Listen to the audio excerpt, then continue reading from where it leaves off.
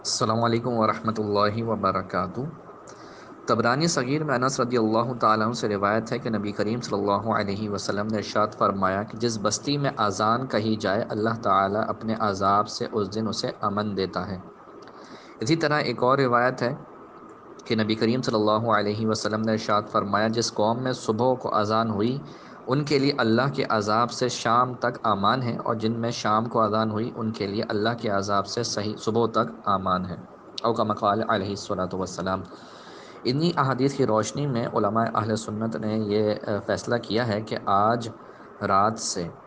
10 بجے انشاءاللہ تمام ہی لوگ جو ہیں اپنے گھروں میں اذان دیں، اور انشاءاللہ اس اذان کی برکت سے جب اللہ اور اس کے حبیب علیہ الصلوۃ والسلام کا نام لیا جائے گا تو اور جتنی بھی وبائیں ہیں، جتنی بھی امراض ہیں، اللہ نے چاہا تو سب دور ہو جائیں گی۔ اس کا طریقہ کار یہ ہوگا کہ جو مرد حضرات ہوں ان میں سے جو بھی بڑا ہو، جو صحیح انداز میں اذان کے الفاظ تلفظ کر سکتا ہو،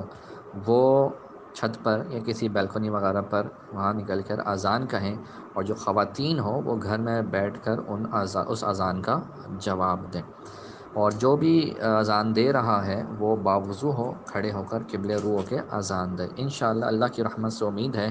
کہ اللہ کا جب نام لیا جائے گا، اور حدیث مبارکہ کی روشنی میں جو فضائل ہم نے سنے کہ اللہ تبارک و تعالیٰ اپنے عذاب سے اس دن اسے امن دے دیتا ہے، تو اللہ کی رحمت سے امید کرتے ہیں کہ جو وبا، یہ جو